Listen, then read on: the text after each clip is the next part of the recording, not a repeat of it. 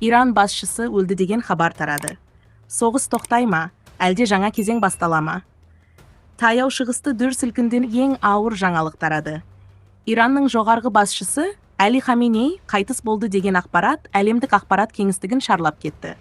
Бұл хабар ресми түрде толық расталмаса да, оның өзі ақ аймақты шайқалтып, соғыс енді тоқтай ма, әлде одан да күшейе ме деген сұрақты алдыңғы қатарға шығарды.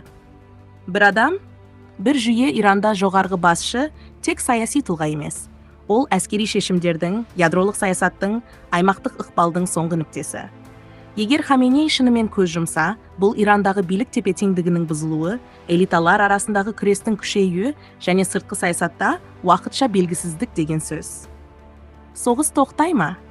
Кейбіреулер басшы кетсе, соғыс та бәсеңдейді деп ойлауы мүмкін. Бірақ тарих керісінше көрсетеді. Осындай сәттерде мемлекеттер әлсіз көрінбеу үшін керісінше қатайып, сыртқы қарсыластарға қатаң сигнал береді. Сондықтан қысқа мерзімде тыныштық орнауы екіталай. Америка мен Израильдің есебі, Вашингтон мен Тель-Авив бұл хабарды аса мұқият қабылдады. Егер билік транзиті басталса, бұл Иранның аймақтағы прокси күштеріне, ракеталық бағдарламасына және Израильмен текетіресіне тікелей әсер етеді. ақш-та бұл тақырыпта Дональд Трамп бұрында қатал ұстаным білдірген. Оның командасы Иранға қатысты қысым жалғыз тіл деген риториканы ұстанғаны белгілі. Ал Израиль жағында премьер Биньямин Нетаньяху Иранды ұлттық қауіпсіздікке тікелей қатер деп атап келеді. Мұндай жағдайда Израиль сақтықпен, бірақ батыл қадамдарға баруы мүмкін. Ішкі күрес бастала ма? Ең қауіпті сценарий Иранның ішінде. Жоғарғы басшының орны босаса, ықпалды топтар арасындағы көрінбейтін күрес күшейеді. Бұл уақытша әлсіздік сыртқы күштерді де, аймақтық қарсыластарды да әрекетке итермелеуі мүмкін. Ал аймақ ше?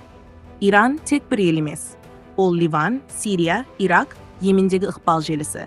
Сондықтан бір адамның тағдыры бүкіл аймаққа әсер етеді. Қақтығыс тоқтамай, керісінше жаңа ошақтарда тұтануы ғажап емес. Қорытынды Хаменейдің өлімі туралы хабар, соғыстың соңы емес, керісінше жаңа кезеңнің бастауы болуы мүмкін. Алдағы күндерде басты сұрақ біреу.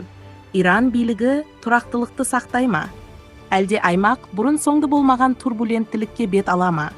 Осындай видеолар ұнаса арнаға жазылып, лайк басып, комментарий жазып қолдап қойыңыз. Сіздің қолдауыңыз бізге келесі видеоларды шығаруға үлкен шабыт береді.